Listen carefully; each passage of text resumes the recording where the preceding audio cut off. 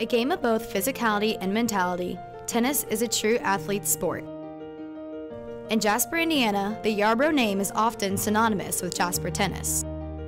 The heart and soul of Jasper Tennis, Coach Ed Yarbrough left a legacy for all players to come. To Coach Scott Yarbrough, Jasper Tennis is much more than just a game. After playing for his dad for several years, and now taking over the program, Jasper Tennis now has a sense of pride, tradition, and family.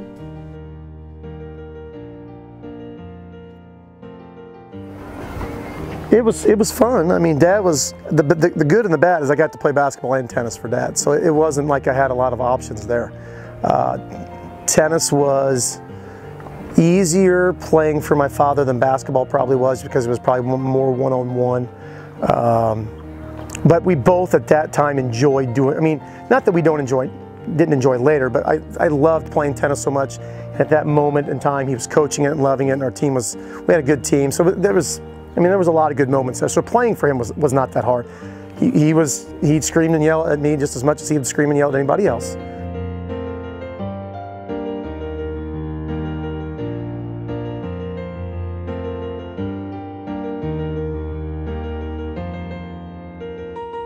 The biggest memory I have, and I tell this story a lot, I was a freshman playing on, so this would have been '86, and we were playing, at that time, Evansville Day School was the team in Evansville, believe it or not, that was really good. And they had a real good team. I think they were ranked 3rd in the state, and we were ranked about 5th, and we had lost to them earlier in the year. And it was the first time I actually saw my father cry, probably. So the match was 2-2, and I was still in my first set. The other 4 matches actually were over. And the kid I was playing, Max Day, I remember like it was yesterday, we were playing at Westman Park, and I was on the first court there on the second deck, and I won the first set 7-6, and I lost to the kid previously, and Dad came to the fence. I didn't understand a lot he said, because he was pretty emotional at the time, but something about, you know, just continue doing what you're doing, win or lose, I love you. Let's see if we can't pull this off, and so it was cool, it was cool.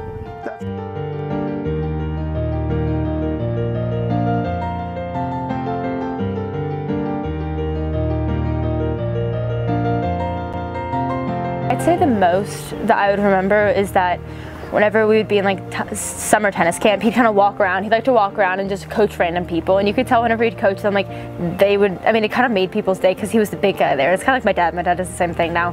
He tries to be like my grandpa like as much as he can. He literally is like a mini him, but he would walk around and he'd kind of comment at some people. And I remember once he said something to, it was Sarah Monosmith. He said something to her, and he's like, "Oh, she's hitting such good forehands." I mean, it made me envious. You know what I mean? Because it was my grandpa, and he was paying attention to other people. And I mean, I guess just seeing, like, recognizing that, I mean, he was not only like my grandpa, but he also was a coach, and trying to impress him would probably be my first time, like, him in tennis and me saying that.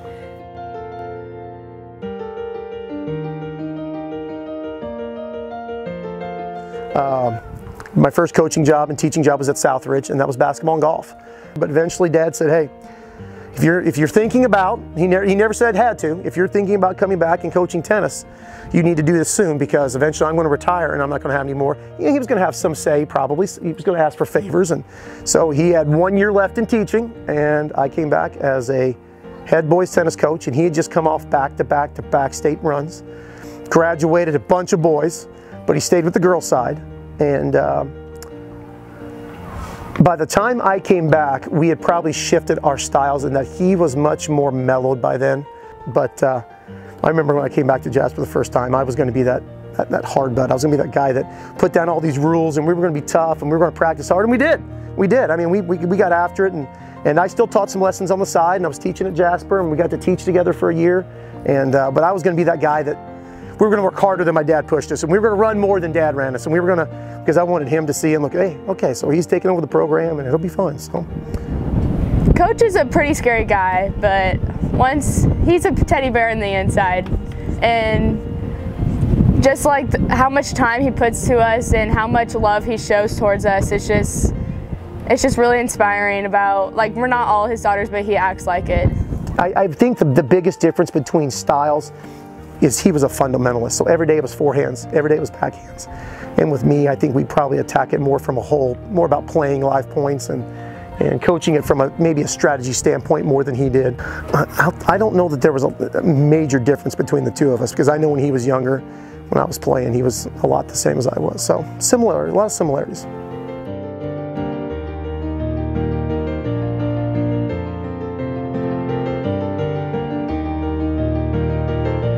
He would love the indoor. So in 2010, we were working on an indoor project together, trying to decide what was the best way, because the other indoor, for a lot of people didn't know this, failed, it didn't work. So we went through all kinds of different trials and tribulations. What are we going to do? What's the best way to do this? Can we make it work? We've got some people who are going to give money, da da da da da. And he was going to bubble 2 courts. This permanent building was never a thought. And then obviously Dad passed. About the same time, the Roger Sager, where he steps in, Roger's brother Larry passed away, and Larry Sager and Dad were good buddies. So Roger and I met, and he wanted to do this indoor facility, but we didn't know the best way to go about it.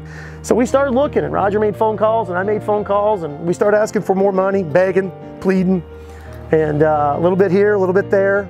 Dad had run a reunion before he passed away, where people came back and gave money, and lo and behold, we raised about $350,000, $360,000. And that was enough to build a permanent indoor. So he would be ecstatic with the indoor. The additions to the outdoor, here's which a lot of people don't know. The design of our outdoor courts is kind of unique. You don't go to too many places that has this setup. And here's what he envisioned. He envisioned, I kid you not, because I remember sitting down, he envisioned standing in the middle of the courts on a semi-state Saturday and seeing a top 210 teams on the right and top 210 teams on the left, just battling like there was nothing tomorrow, like there was just nothing going on. I mean, he did that. That's what when he built these 12 courts, he had the semi-state weekend in mind, and he wanted the right to be a great contest and the left to be a great contest, and you'd be able to watch them both at the same time. And that's what he got. So that's the 12 court outdoor design is his, and the additions we've made, he would be ecstatic with. Just the landscaping and the cover, and what we've done with the deck, plus the indoor, he'd be extremely happy. I mean, I would say, like, when we were younger, we didn't understand quite how big the whole Yarborough equals tennis in Jasper, Indiana. We just knew every single fall and spring we'd be at tennis matches almost every, like, at least once a week. And I mean, for us that meant, like, tennis matches equals, like, I mean, sidewalk chalk and burgers. And then we kind of grew up some more, and I mean, we started watching the tennis, and so it actually kind of started making sense, like, oh, it's gonna be us someday. And I mean, I'd say growing up and watching it so often and being at every cookout and every banquet and every tournament, it definitely, like, gave us something to look forward to whenever we would be in high school, that, like, we'd be a part of it eventually. It kind of made it more exciting to us that we'd eventually get to be a part of something that, like, my dad was very into, what my grandpa was very into.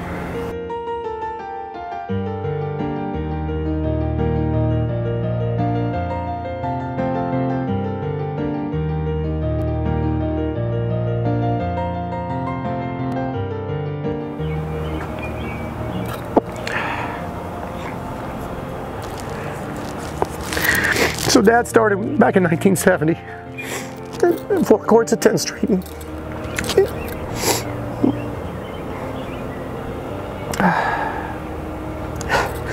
And didn't know a damn thing about tennis. He was a football, basketball, baseball guy.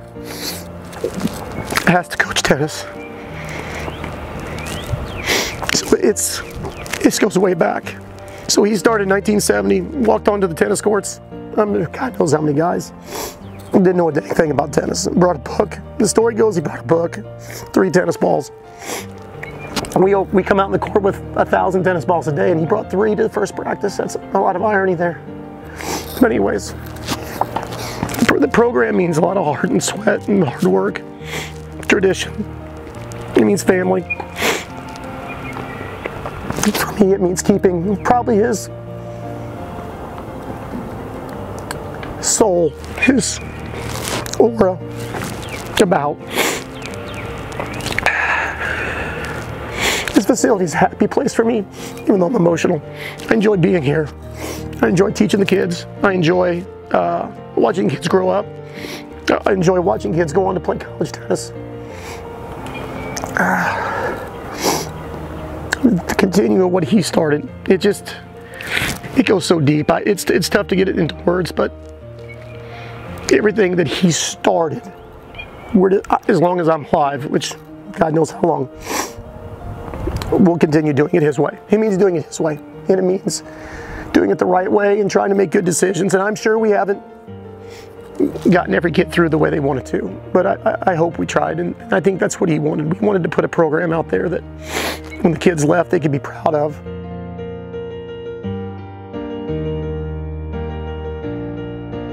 He's inspired me to never quit and to always keep going with whatever it is I'm doing, whether it's tennis or whether it's school or friends or just anything to that matter. So it's really been helpful in my life and helpful for all of us, I think. I've talked to other people from other teams, and they talk about how their coach doesn't necessarily care all the time, and it's just really refreshing to have a coach that cares so much about the sport and for us.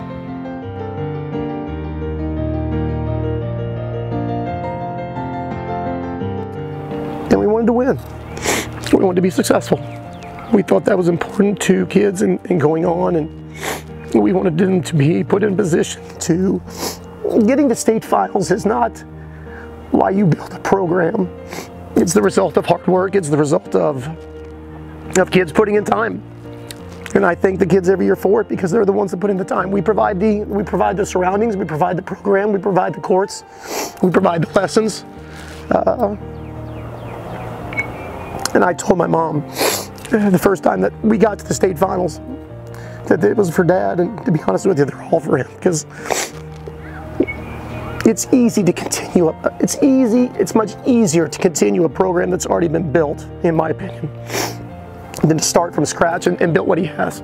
He went from 4 courts that was used for ice skating during the winters. They used to flood the courts for ice skating, to a 9-court facility, to a 12-court facility, to 8 middle school courts.